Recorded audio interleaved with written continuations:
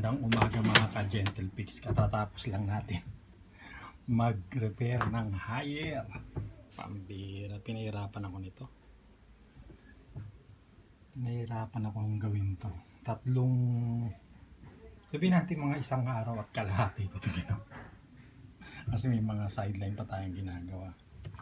So lumalabas parang 3 araw na rin kasama ng mga negosasyon. So para hindi tayo magtagal, no? So ang problema nitong higher na to, yung dryer. So i-explain ko na lang, no? Hindi na ako yung magpapaligoy pa. Eto, yan, uy, umiikot tong gaang mo. Bakit ko? Ba't ako masaya? Ba't uy, umiikot. Oh, di ba? Kasi ang problema nito mga ka-Gentle Fix. So hindi mo siya mapapaikot ng ganyan yan. Napakatigas yan, persahan yan, ginaganon. Hindi gumagano talaga. Matigas talaga siya. So, ang i-share ko, eto mismo, itong dryer. Matigas tong spinner na to pag ginanon mo.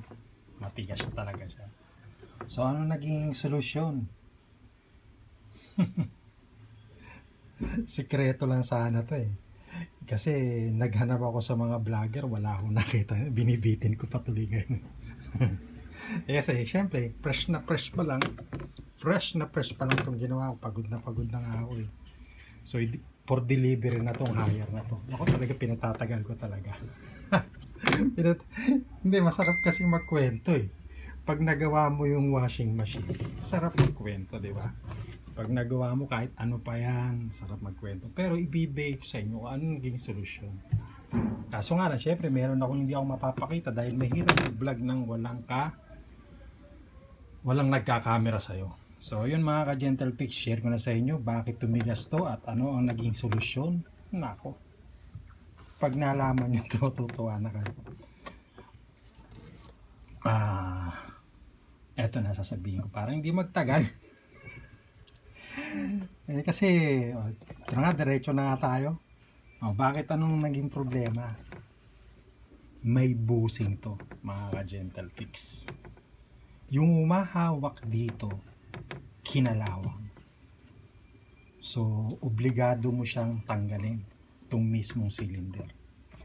Pag natanggal nyo itong cylinder, may busing siyang humahawak dun sa velocet. So yun ang sekreto dun mga ka-Gentle Fix.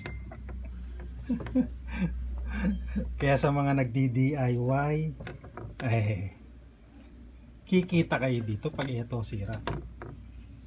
Kasi wala pa ako nakita talaga. Nagtiyaga ako, sumakit na nga yung ulo ko. Walang nagbablog talaga. Yung spinner, dryer. Matigas ang spinner cylinder. So yun lang mga ka-Gentle Fix. Nasabi ko na sa inyo. May busing to. Siya yung mahawak sa velocet. Anong ginawa ko? Nagdagan ko pa ulit ng mga sekreto. Pinukpo ko lang naman siya guys. Nang sakto lang, hindi masisira. Tapos WD-40 nyo. Daan-daan lang.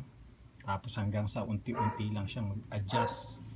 Tapos lagyan nyo lang guys ng ng langis.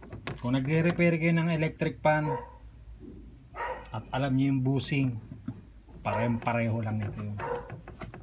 So yun lang po mga ka-Gentle Fix. At masarap i-share to, sekreto nga lang to pero dahil nakikinabang uli ako sa mga ka-vlogger, so yun lang mga ka-Gentle Fix. Salamat muli sa Diyos.